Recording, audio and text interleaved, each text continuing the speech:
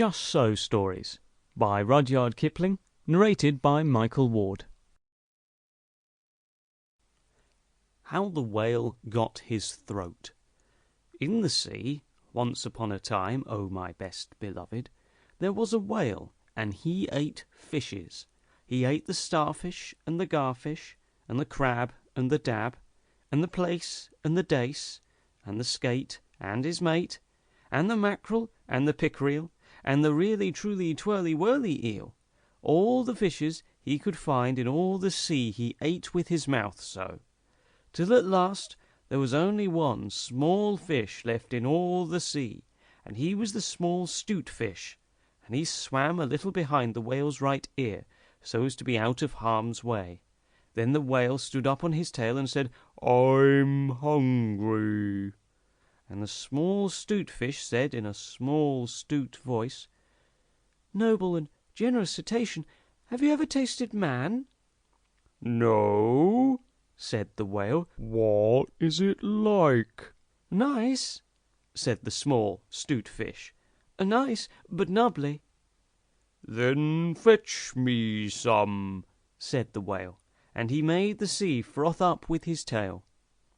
"One at a time is enough," said the 'stute fish.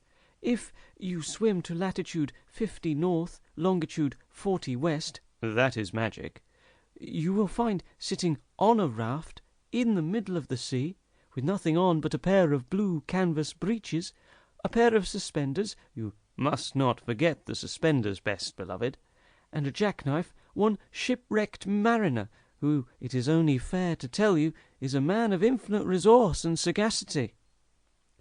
So the whale swam and swam to latitude 50 north, longitude 40 west, as fast as he could swim, and on a raft, in the middle of the sea, with nothing to wear except a pair of blue canvas breeches, a pair of suspenders, you must particularly remember the suspenders, best beloved, and a jackknife, he found one single, solitary, shipwrecked mariner, trailing his toes in the water. He had his mummy's leave to paddle, or else he would never have done it, because he was a man of infinite resource and sagacity. Then the whale opened his mouth back and back and back, till it nearly touched his tail, and he swallowed the shipwrecked mariner, and the raft he was sitting on, and his blue canvas breeches, and the suspenders, which you must not forget, and the jackknife. He swallowed them all down into his warm, dark inside cupboards, and then he smacked his lips so, and turned round 3 times on his tail.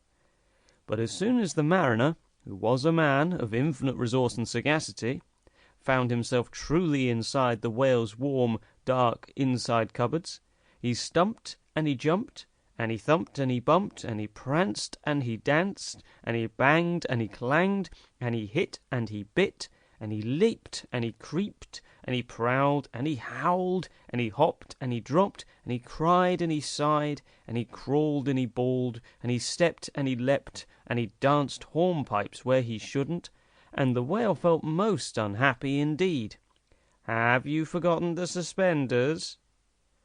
So he said to the 'stute fish, "This man is very nubbly, and besides he is making me hiccup. What shall I do?" "Tell him to come out," said the 'stute fish. So the whale called down his own throat to the shipwrecked mariner, "Come out and behave yourself.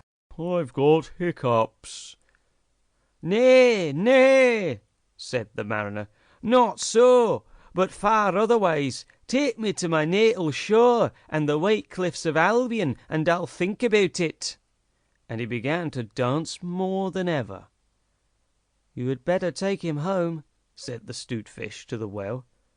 "I ought to have warned you that he is a man of infinite resource and sagacity."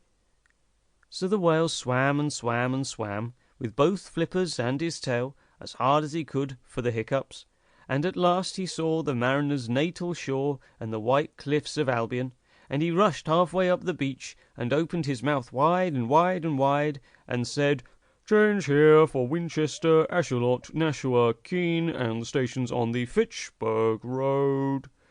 And just as he said "Fitch," the mariner walked out of his mouth Sample complete.